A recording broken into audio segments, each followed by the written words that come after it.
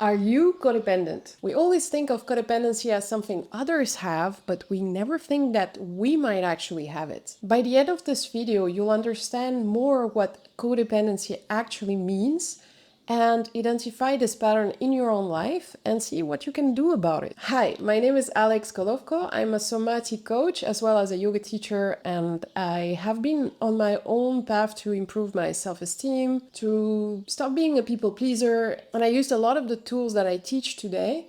And I also coach people to use the same tools I used, as well as just create their own practice that will feed them in terms of overcoming people-pleasing and codependency patterns. So today we're going to be cracking down a little bit what does codependency actually look like and what types of codependency there might be, and to see for you whether you have that exact pattern in your life. Because when it was me, I actually didn't know I was codependent. Very long, I didn't understand that pattern, and I didn't actually think that my behavior was harmful. And that actually was a big problem because it affected all my relationships. And without awareness, you can't change these things, and you're bound to repeat that pattern again and again. And then you're wondering why all your relationships end up the same and have the same issues. Well, it's because you don't have the awareness. So that's where this video today is going to focus on. It's going to build your awareness whether you do have codependency. And trust me, there's high chances that you might have it. All right, so let's look into the basic now about how codependency plays out in your relationships with people.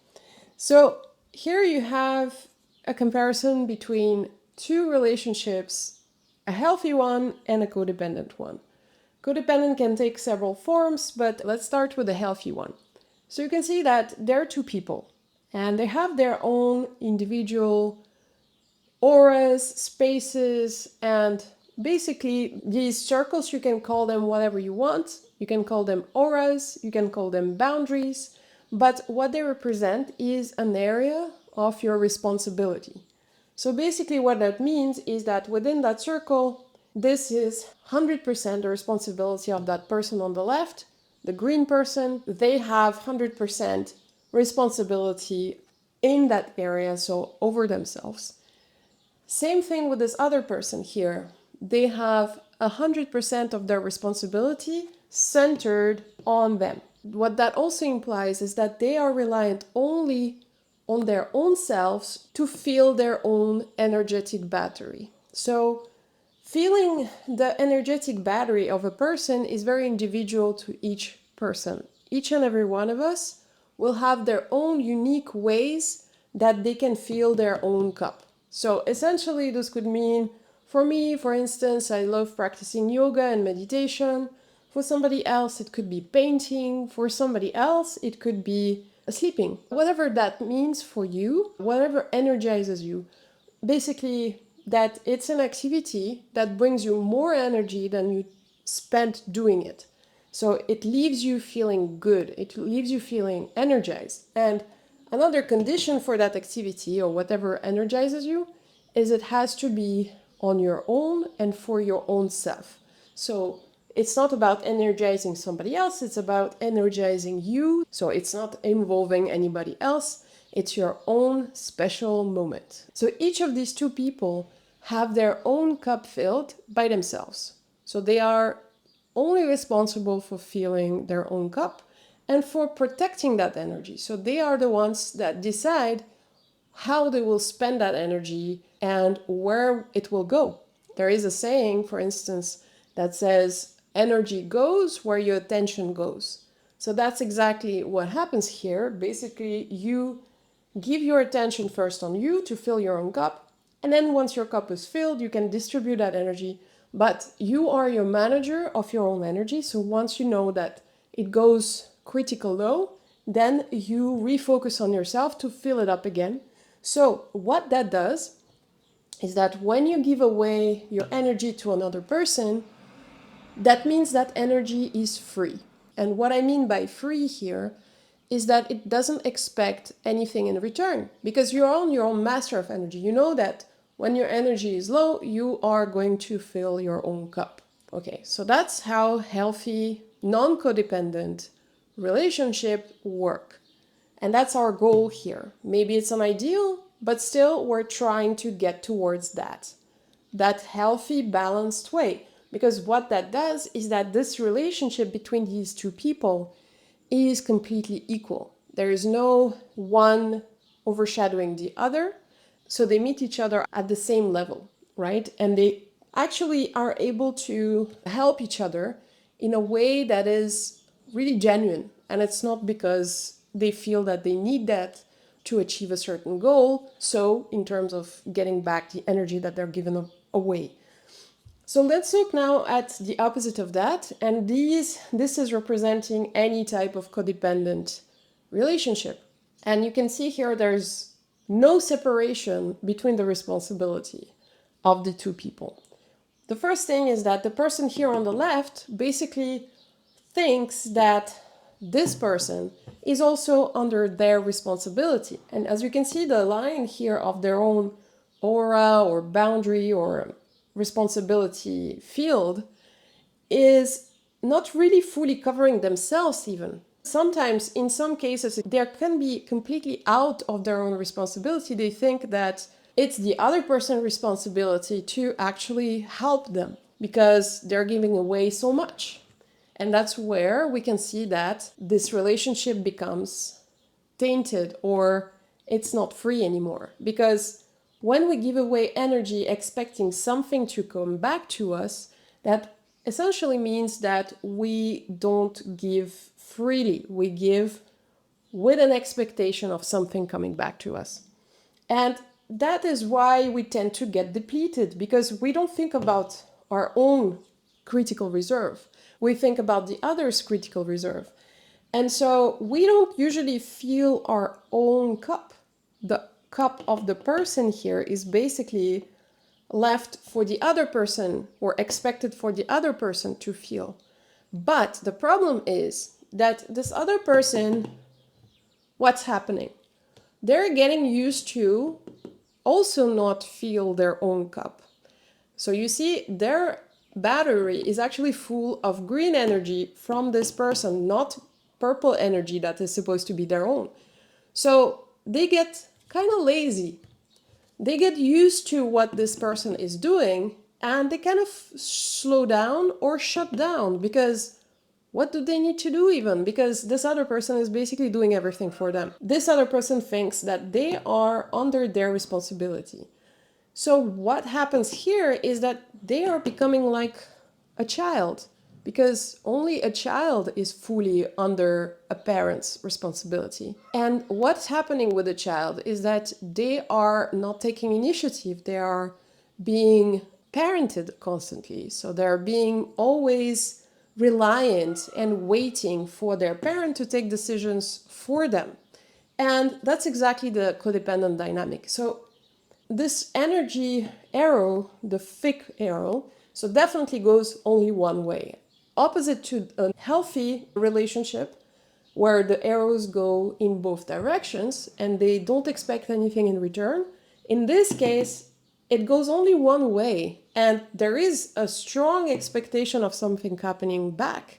However, usually that doesn't happen because, as I said, that person is always expecting to receive something and they don't fill their own cup. So once their battery is emptied, what are they doing? They're waiting for more service from that person on the left because they're used to that person usually giving away the energy, right? So that's how you would describe a codependent relationship. And what happens when this person changes? Let's say this person wants to become fully autonomous, responsible for themselves, having better relationships around them. They want to stop people pleasing or being codependent. So in that case, this person, you remember, became lazy. They're expecting this person to help them constantly. So what happens is that they fight that person. Because for them, in their interest, that person needs to stay the way they are. So in that sense, this dynamic is very self-sustaining and it benefits in a way both people. So how does it benefit this person? Because this person is giving away everything. Well, it actually doesn't, but it does in their subconscious mind, because they're doing this to receive validation. In their mind, they think they will receive a validation from that person saying that, oh, you're such a good person, you're giving away, you're sacrificing yourself for me, you're such an angel. But the problem with that is, first of all, they never do that. They will never say that, or very rarely. They're very rarely grateful because they take this for granted. Because nobody told them that this dynamic is exceptional. It's actually how they lived all their lives. So basically, because of that, why would they even say thank you? This is normal to them, right? So again, as soon as somebody of these two, and usually it's this one, because they're getting nothing out of it except being depleted, and they even don't get the validation that they want. So at some point they might hit a realization point that why am I doing this? Why am I being this way? And then they start to change that relationship, and that person starts to rebel against them. And that's where this whole thing breaks down.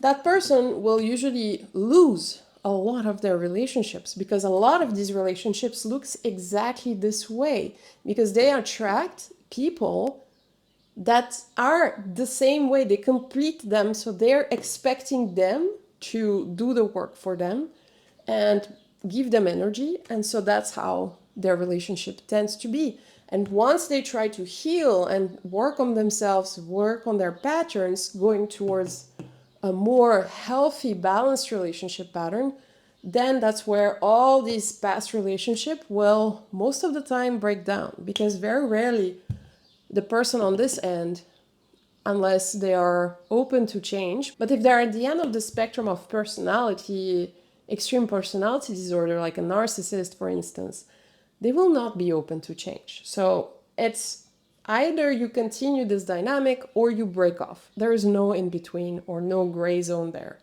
But essentially, this person will go through a whole cleaning of their life and a replacement of a lot of their relationships, because they are suddenly now realizing that this dynamic doesn't benefit them.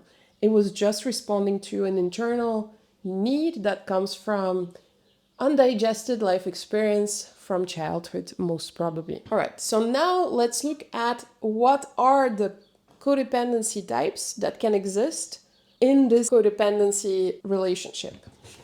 Codependency can be separated in two areas. So basically you have the ones that tend to caretake excessively. So when they think of the responsibility they have over the other person, in their mind, that responsibility equals caretaking. That's what they feel they need to be doing for the other person, because that in return redistributes this idea that they're worthy. Because if they don't caretake, they're not worthy. So that's the exchange and not free, giving that we looked into before. The other one is to change them. So they think their responsibility is to change the other person. So to improve them in a certain way. So that's where the person thinks that the other person is a project in some sort of way. And that could be, we are covering any type of relationship here. It could be a boyfriend, a husband. It could be also like a family member. It could be a grown-up child, because, okay, that changes, that dynamic is different with a small child because they are indeed under our responsibility, but the breaking point when they become grown up, that's where this dynamic should evolve into a separation of responsibility between the parent and the child. But often that doesn't happen. So a lot of the times, actually, parent-child relationship in the grown-up age, let's say, is under these kind of dynamics as well. So in the caretake area here, so here you see that, for instance, people pleasing, we know about it. A lot of you that are following this channel are actually here for this particular issue that you're facing and that you want to resolve in your relationship. So people pleasing obviously is when you are shape-shifting and morphing into a certain person to make sure that you please the other person and you appear like you perceive they want you to appear. So you're shape-shifting. You're also creating services that you might not be available to create, again, giving more energy than what you're receiving. So that's definitely people pleasing. Excessive caretaking. So that's, for instance, taking into responsibility somebody from your family and thinking that you're the only one that can and has to caretake about that person. And while sometimes you need to help with that, but then there is a self-righteousness aspect that comes in the excessive caretaking, where you feel again that this is what makes you a valuable person.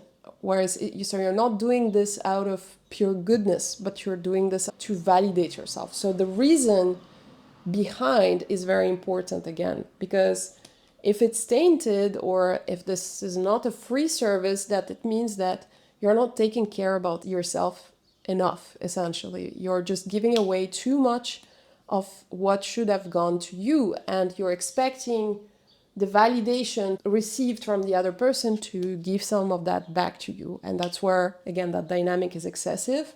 There is also, of course, caretaking that is completely healthy, but in this case, we're talking about this unhealthy side of this.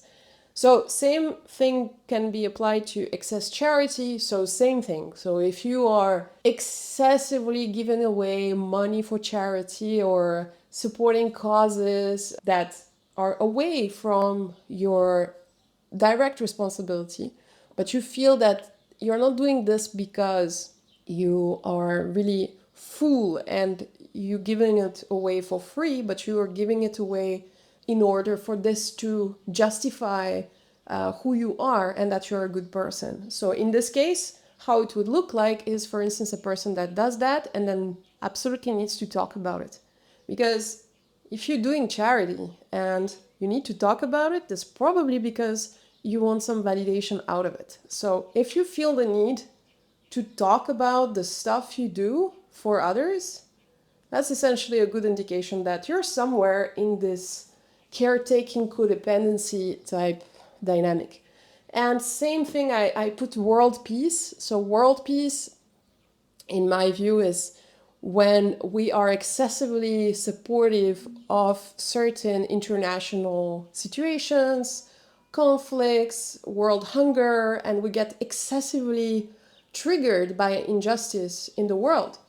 And we tend to talk about it a lot. And again, this is another indication when we talk about something a lot, again, there is something there that wants us to feel valuable because we support a certain cause against injustice or conflict or something like that. If you're supporting something so openly, there is a part of you that associates this with your identity. So again, this excessive, intense involvement into taking sides and showcasing the fact that you're taking sides also might point towards this tendency. Although it's just a part of it, others should come in as well. But yes, it's definitely one part of the caretaking codependency tendency. Okay, so now let's look into the other side of codependency, which is to create change in other people. First of all, the thing that is here is over advice. Right here. Over advice is because you are excessively telling people what to do without them asking this for you. Here it's a very important aspect that the person needs to ask you for this advice before you actually give it. So you are inundating or flooding the other person with things they need to do. And these are coming from your own perspective. So they might not be relevant for the other person because we are all unique.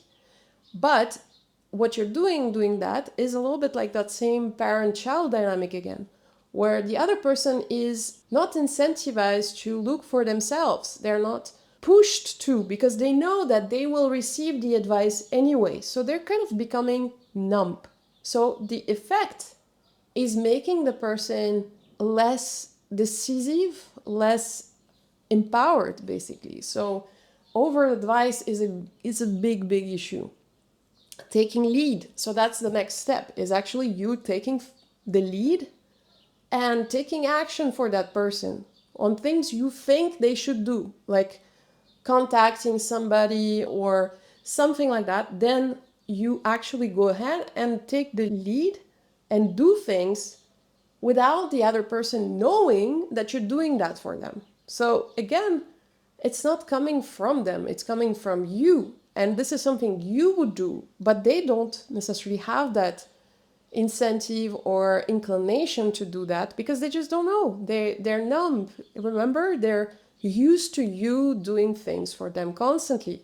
So again, that dynamic of the parent-child. Suggestions. Again, suggestions are important sometimes, but the important part again is solicited. So unsolicited suggestions is the person didn't ask you. Why would you put all your fingerprints all over them? It's their lives. And unless you stop giving them suggestions, they will never grow up and they will never take initiative. So withdrawing that is very important part of them taking the lead for their own lives. And essentially it's when people become projects. So you tend to look for people for their potential, and maybe you see that they do have potential and they're maybe smart and they maybe have some qualities and skills that you see in them, but they don't realize that potential in your view. And you think that you should help them get there. And the problem with that is, again, this is not necessarily something that is really connected to a genuine love for that person, because a part of you, and that's difficult to hear, actually gets gratification from them advancing in their lives. And you're not doing this. This is not a free exchange, because the more they succeed, the more usually you get that gratification that you're looking for. And the problem is that it's rare that they will succeed in that dynamic because they're not empowered. They aren't passive in the relationship. They are waiting for you to do things for them. Remember that codependency dynamic? It's the same thing as with people pleasing, except the type of energy is either to caretake or to change. But both of them are the same. They work exactly the same. It's you are thinking that it's your responsibility to do things for that other person, whereas it's not. It shouldn't be.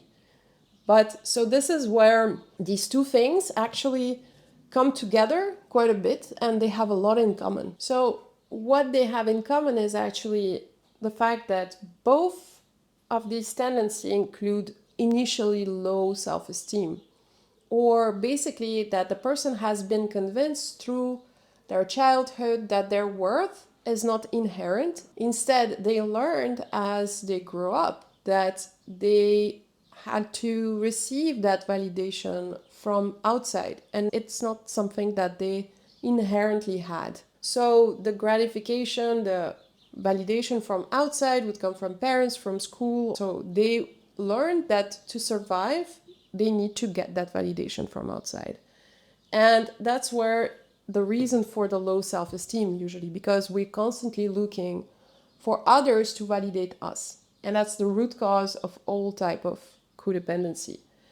And there's also the fact that this tendency is connected to poor boundaries. Whether it is to change somebody or to caretake to somebody, we don't know who we are. So poor boundaries is also connected to poor self-awareness, because we constantly learn to self-abandon a lot and forget our own needs. With time, we learn to not listen to what our needs are. Not that they are not there, but we're used to bypassing them. So this is why poor boundaries are there as well. So need for gratification outside, need for validation outside, because this is how we perceived our self-esteem is built. But this is not how self-esteem is built. Self-esteem is built by consistency towards ourselves and reliability towards ourselves and our own needs, filling our own cup. Like I said in the previous drawing, we need to be able to feel our own battery.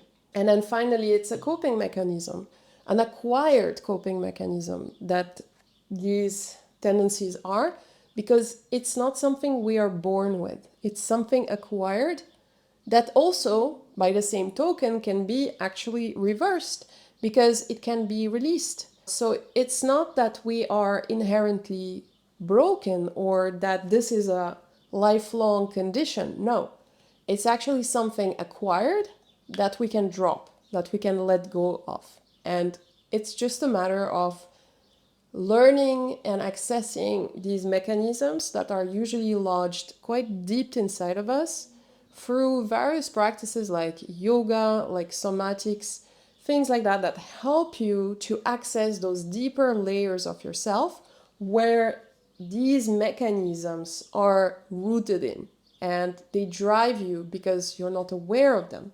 So that is why I wanted to do this video today, to bring your awareness.